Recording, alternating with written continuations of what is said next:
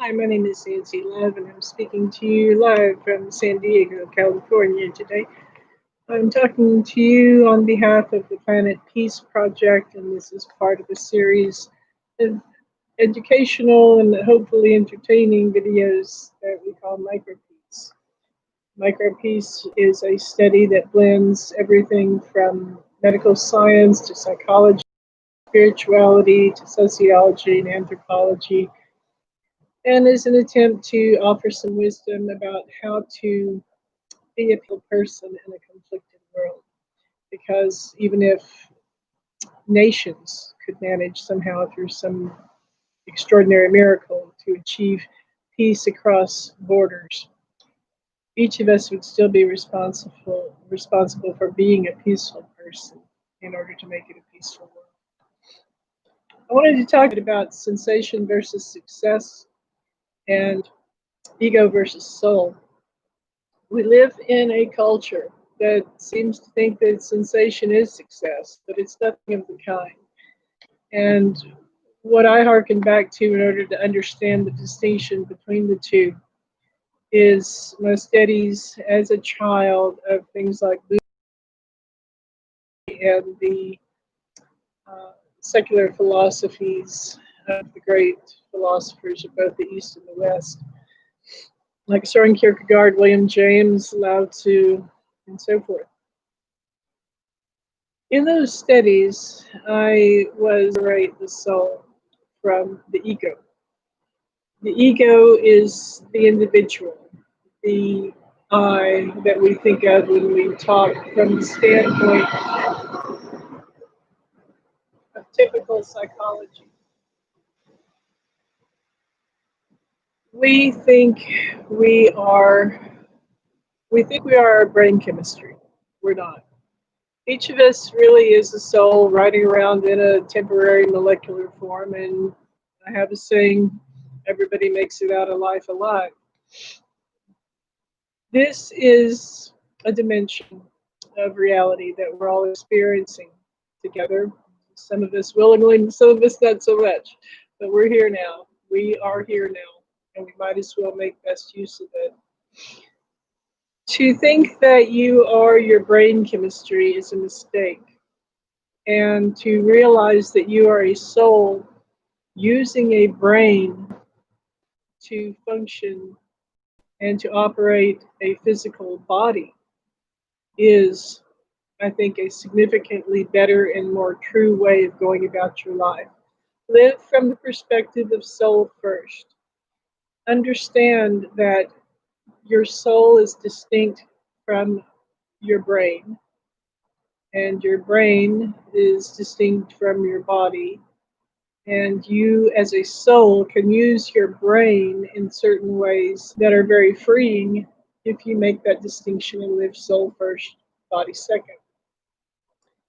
One of the things that I've said to people, and I've said this in another uh, one or more videos that deal primarily with drug and alcohol addiction, and I've had people just cry on me and say, "Oh my God, that was so helpful." They say that it helped transform their lives because I say your soul is not subject to chemical addiction.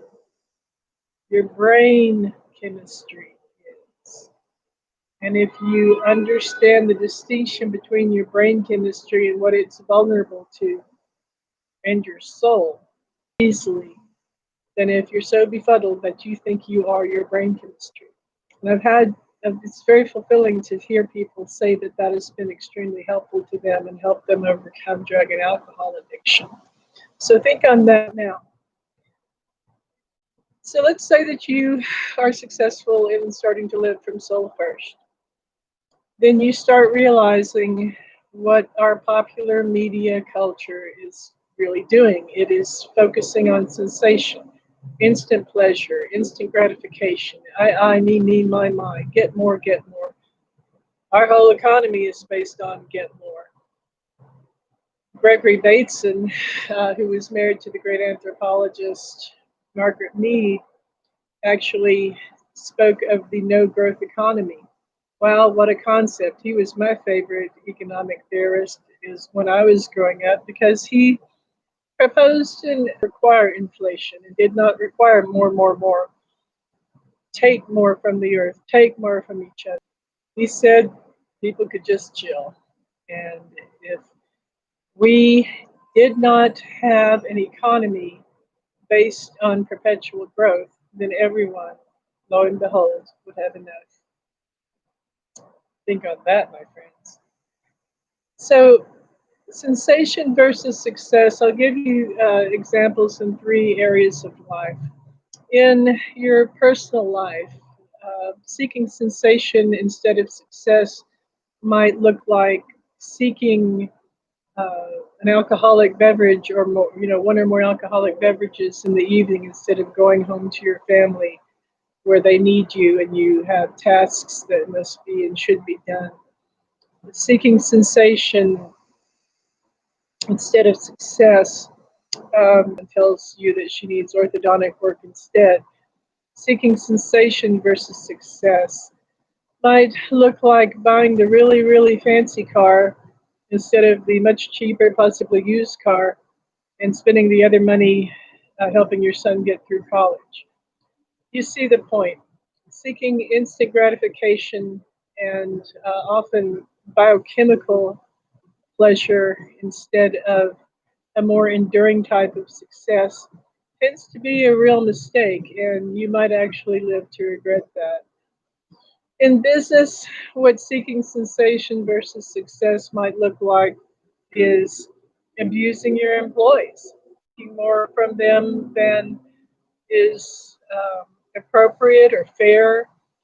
I knew of a situation many years ago in which I knew of it because I was in it. I worked for a woman who had run a business for 20 years. I took it over, and in 8 weeks, I raised her sales from an average of 89,000 a month to 190,000 a month.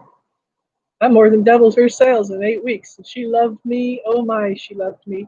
She didn't share any of that with her employees. She begrudgingly gave me and another manager a raise, an assistant manager a raise. And she didn't even give commissions or bonuses to the sales representatives who were out.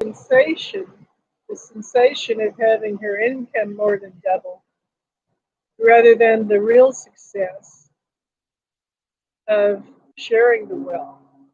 And that was truly a shame. Uh, in business, seeking sensation more than success would, I think, often employees steal from their employers, which is always a fool's game. That's the person who hired you. That's the person who helps you pay your rent or mortgage. That's the person who helps you put food on the table for yourself and your family.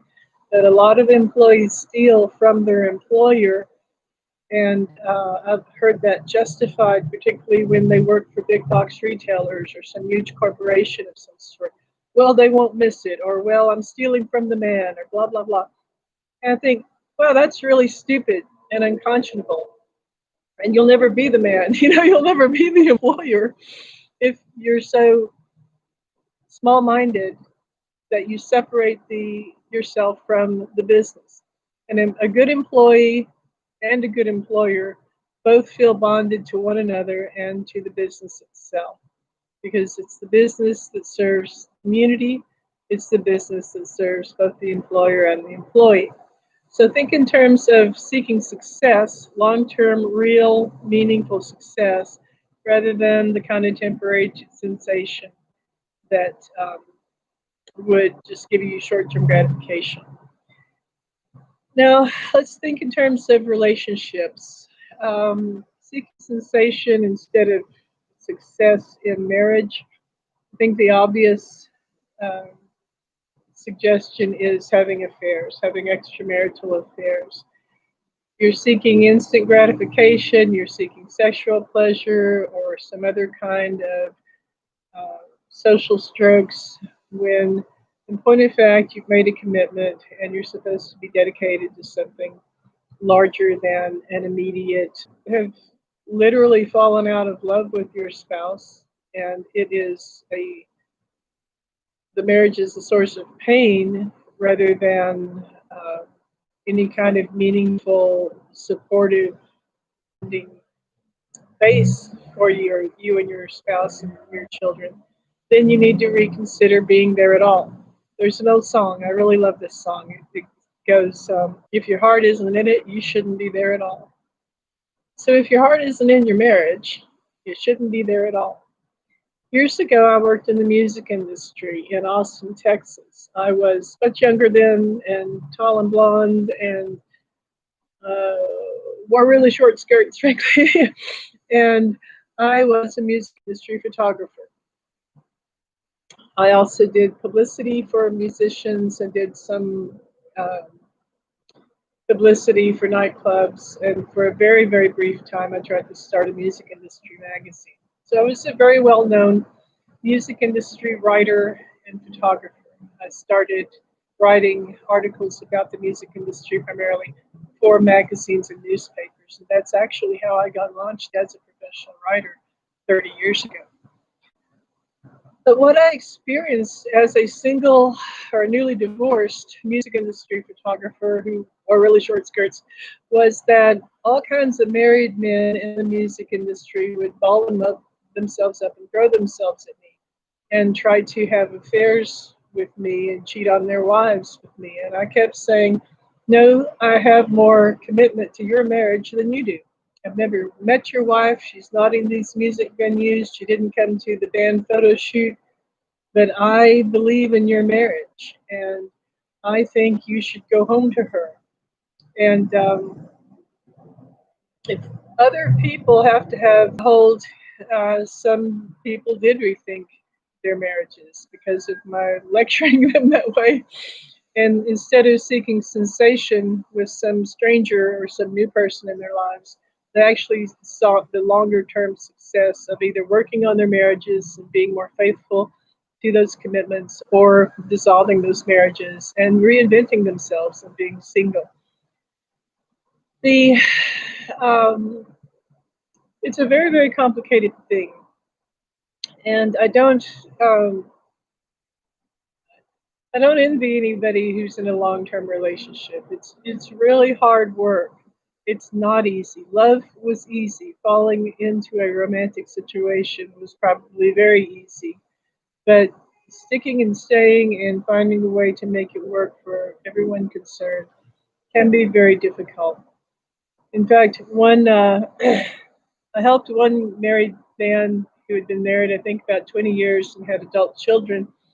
And he said he wanted an attractive, intelligent blonde in his life. And I thought for a moment and I said, you already have one. She's at home. They were both school teachers, they were both educators. And I said, you have a brilliant, beautiful blonde at the house.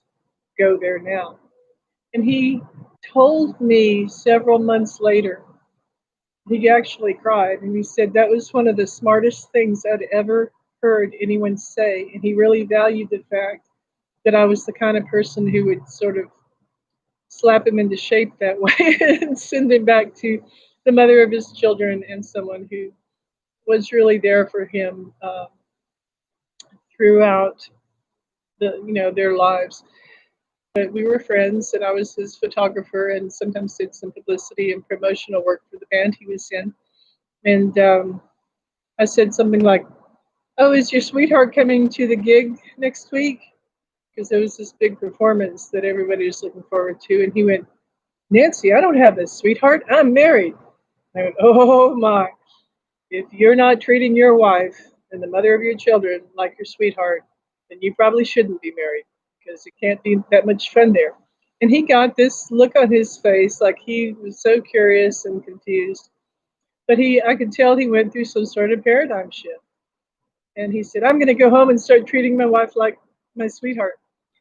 Well, I didn't see him for several weeks. And when I saw him again, he came running toward me with tears in his eyes, a huge smile on his face, and he gave me this big hug. He kind of put me in a swoon. He just really was so glad to see me. I said, "What did I do? What am I made of gold?" And he said, "Nancy, you changed my life."